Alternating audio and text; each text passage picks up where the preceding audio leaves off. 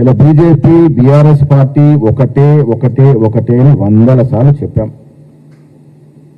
ఇది వాస్తవం అని ఎలా బీజేపీలో బీఆర్ఎస్ పార్టీ యొక్క విలీనం గురించి, వారికి లోపాయకారి ఒప్పందాల గురించి ఇవాళ కవిత గారు చెప్తా ఉన్నారు.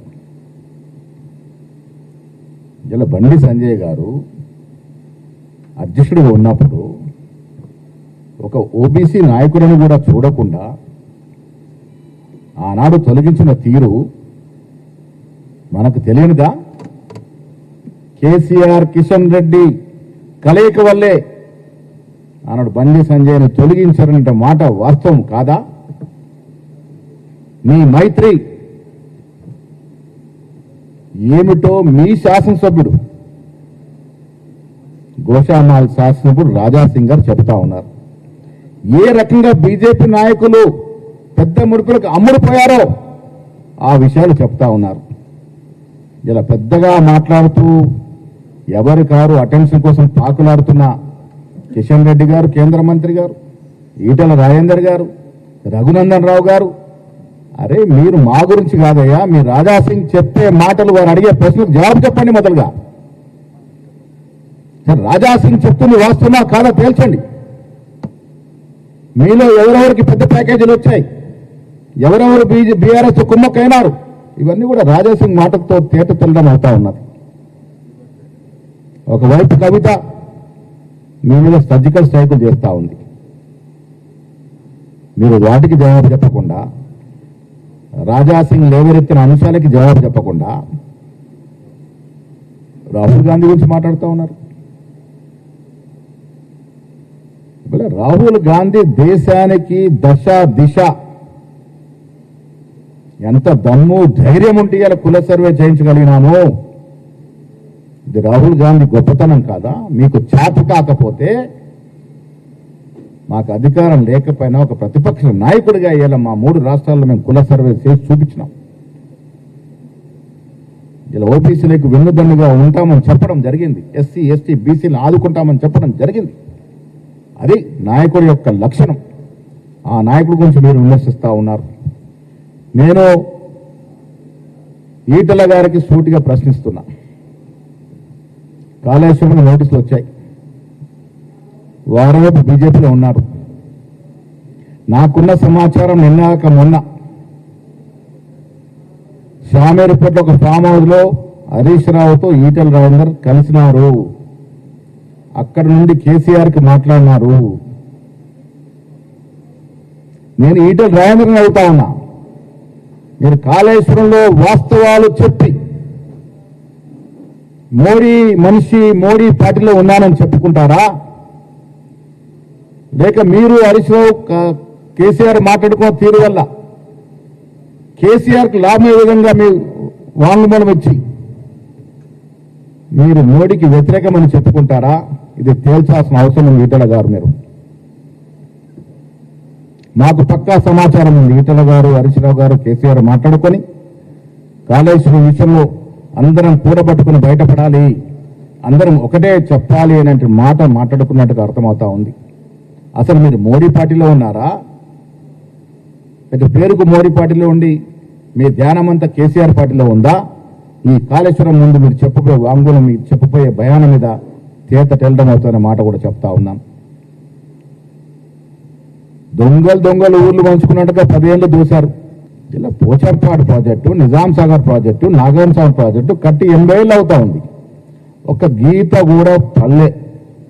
మీరు కట్టిన ప్రాజెక్టు 5-6 ఏళ్లకే పగుళ్ళు పడి కూలిపోతా ఉన్నాయంటే ఎంత మింగినారో మీరు దాంట్లో ప్రజలకు అర్థమవుతా ఉంది.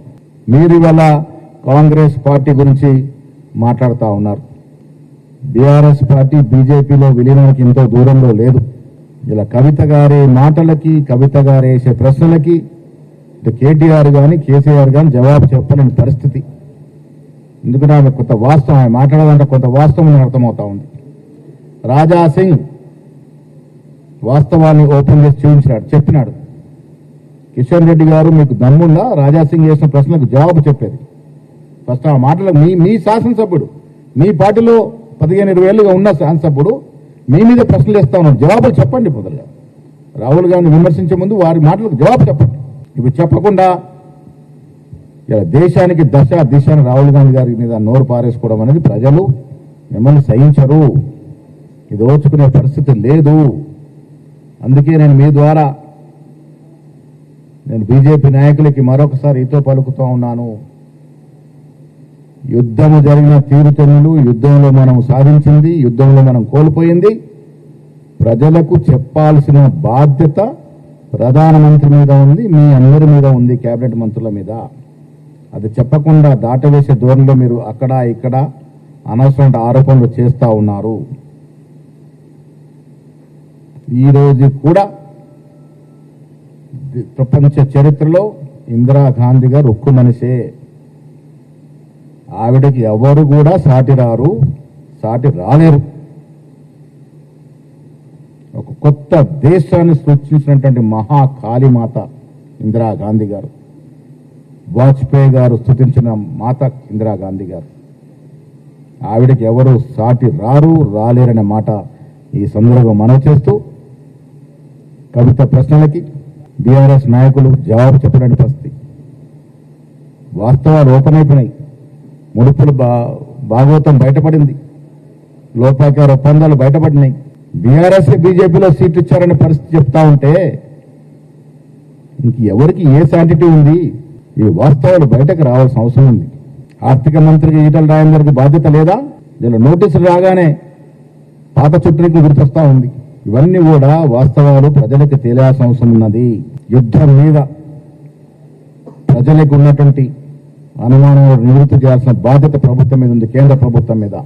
అది దాటవేస్తా ఉన్నారు. కాబట్టి ఇవన్నీ అవాకులు చవాకులు మాని మొదట దాని మీద దృష్టి పెట్టండి.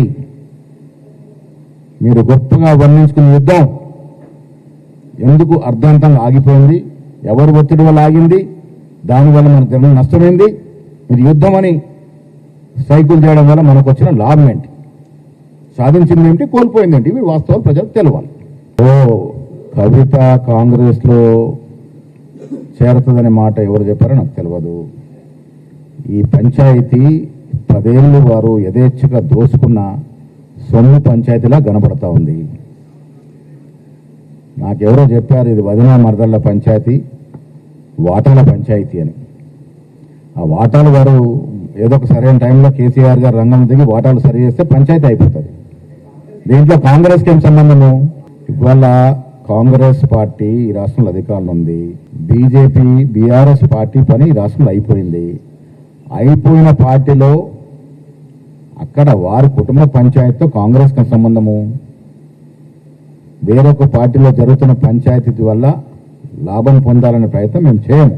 మాకు కొన్ని నిర్దిష్టమైనటువంటి పద్ధతులు ఉన్నాయి. మాకు ఆ పంచాయతీ వారే తీర్చుకోవాలి.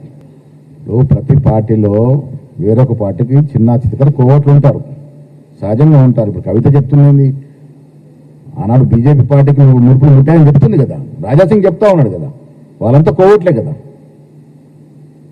ఇప్పుడు కాంగ్రెస్ పార్టీకి ఆ అవసరం లేదు. వేరొక పార్టీలో జరుగుతున్న పంచాయతీతో మాకు సంబంధం లేదు. మాకున్న సమాచారం వల్ల ఇది ఆస్తి తగాదా, ఆస్తిలో వాటాల పంపకం తగాదా అని మాత్రమే మాకున్న సమాచారం.